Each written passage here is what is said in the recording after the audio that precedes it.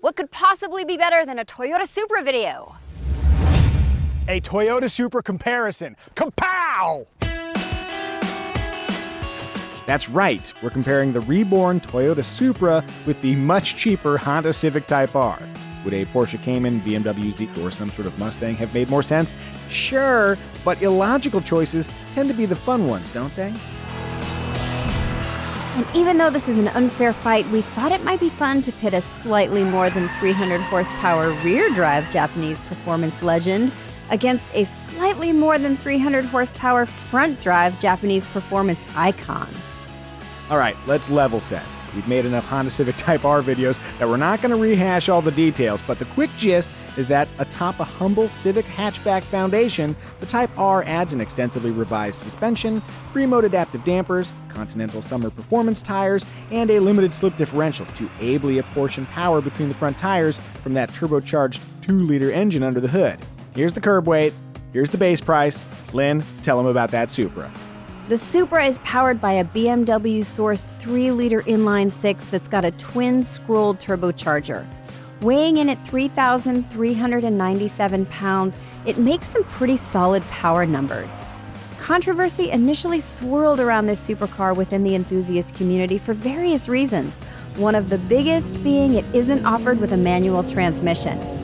But with its Gazoo Racing Sport Tune suspension, Brembo brakes, and Michelin Pilot Supersport tires, it has since proven with critics to be quite a tasty driver, with a base price of $50,920, including destination. The Supra is pricier and more powerful, but hey, let's see what happens. Unlike some comparison videos, I'm not going to blindly advocate for the Honda Civic Type R, but somebody does have to drive it, so I guess I'm that guy. Well, I will happily advocate for the Toyota Supra. This thing is sweet. With the battle lines kinda drawn, let's begin! The Supra and Type R are radically different answers to the question, can I inject a little passion into my otherwise dreary commute?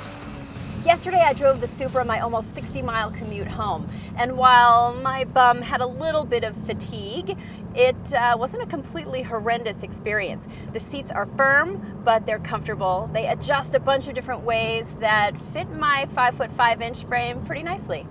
Yes, that is average for a lady. Micah is average for a dude.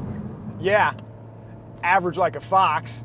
Meanwhile, in the Honda Civic, it's fun to drive, but the Type R constantly reminds you that it is the raciest of Civics. The ride is still kind of firm even in comfort mode, the seats snuggle you tight, and there's a tunnel here. I guess I have to go really fast.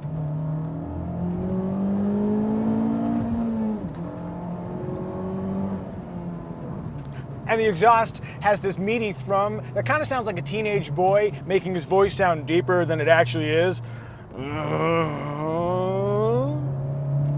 Pleased to meet you. Speaking of maturity, when driving on the streets in traffic, I prefer normal mode. Sport mode in the Supra amps up things like suspension setting, steering weight, and throttle response, among other things. But I don't know, maybe a bit too aggressive for the mean streets of Gardena, or wherever it is that I travel between Irvine and the San Fernando Valley. Honestly, for soulless commuting, the Honda Civic Type R is a fine tool, though I wish it included Honda sensing their suite of active safety assists, things like lane keeping assist and automatic emergency braking, you know, like literally every other Honda Civic.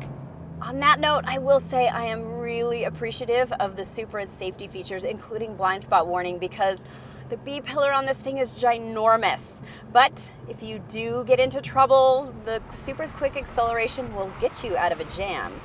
Plus, this thing is pretty new, so everyone's taking pictures of you while you're driving it, so you look kind of cool. We should quickly interject that from a stylistic perspective, the Supra has its challenges. It draws a crowd, but to me, the Supra feels like a bunch of different cars put together. I like some of the bits. The sweeping front end is lovely, the cool Zagato-ish roof, even the rear. Put them all together, though, and the sum just doesn't equal the parts for me. Plus, these are not working vents. Fake, fake, fake. Yikes. Why? And yes, some of the vents and intakes can be removed for extra cooling, but not this intake on the door, unless it can direct a breeze to your sweaty bum. Quickly changing topics, over in Type R land, we enjoy an undoubtedly racy aesthetic. That said, the swiftest of Civics also looks like the blueprint for a child's race car bed. All those widened, vortex-generating, downforce-creating add-ons are functional, but I've got to believe the R could have hit its function quota without strutting around like Carnival on wheels. Speaking of functionality, where livability is concerned, the Honda Civic Type R has a huge advantage thanks to 2 extra seats and a huge cargo area. Beneath all its pieces of flair, the Type R is just a Civic hatch. That's very fast. Oh, yeah! Fair enough, but how many people do you actually like enough to drag them around in your car? Do you really need 4 seats? That's a good point. As an antisocial guy, perhaps the Supra is a better fit for me. Also, I hate you. No, editor. Don't you cut the Lynn yet. Lynn, I don't hate you. I'm just a little hangry. Damn it, where's my Quest bar? Okay, look, both the Honda Civic Type R and the Toyota Supra deliver engaging, thrilling, speedy rides, but just the Supra is a little speedier. On that note, I have a suspicion how this is going to go down, but nonetheless, let's drag race these things. 3, 2, 1, go!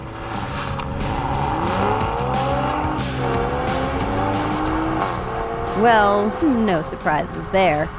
More power equals quicker acceleration. All right, the Supra is faster in a straight line, but how does it corner? Short wheelbase, wide track equals excellent around corners. It's balanced, grippy, and super easy to drive quickly. Same story here. How about the brakes? The Brembo brakes have 4 pistons that grab onto 13.7-inch rotors, and they deliver strong, consistent stopping power. It's similar over here, though I will mention that the Type R's front brakes are 13.8 inches, which is only 0.1 inch larger than the Supra's, but where comparisons are concerned, every inch counts. Moving on, as much as I love a manual transmission, the 8-speed automatic in the Supra is absolutely excellent.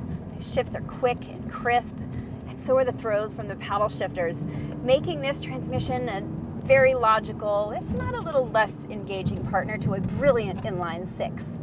As a traditionalist, I prefer the 6-speed manual transmission in the Civic Type R. Short, quick throws, easy clutch, automatic engine rev matching of the downshifts for people who think heel toe is the missing move from the Macarena. To me, this is the correct way to manage gear changes. And that's the correct way to manage that turn. Yeah! Downshift! Ooh, let's interrupt all this fun to share the fuel economy figures. While more powerful, the Supra is somehow also more efficient. Glad we ate up a bunch of the video to discover that. Moving on. Objectively, the Supra is the faster car, but is it so much faster that a reasonably talented driver with boyish good looks can't keep up in the less powerful Civic Type R? Boyish? Not so much these days, but yeah, let's find out. Well, she got the jump on me.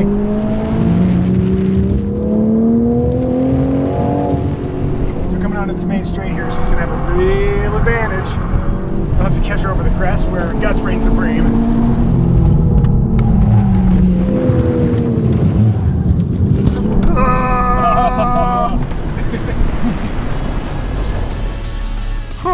I honestly had no idea how that would pan out. All those driving schools I attended appear to be a factor, but to better understand what happened, we should probably swap cars. Ooh, okay, that's right. Yeah, I do like rear drive cars. The seats in the Type R are so comfortable, like daily driving, divine feeling seats. They're good. Yeah, there is something lovely about not burdening the front tires with both propelling the car and steering the car. Guys, there is no denying that the Type R is super grippy, like G.I. Joe Kung Fu style. Ha!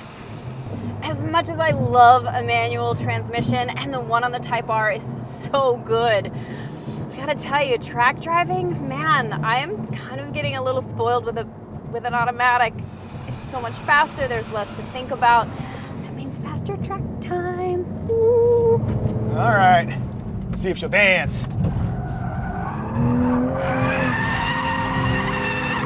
Yeah, she'll dance. It's pretty cool. You know, it's easy to get all wrapped up in the numbers, but honestly, the only metric that really matters is fun.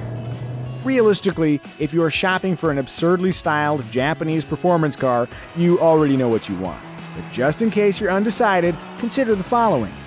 Do you need more than 2 seats? Do you like to drive sideways?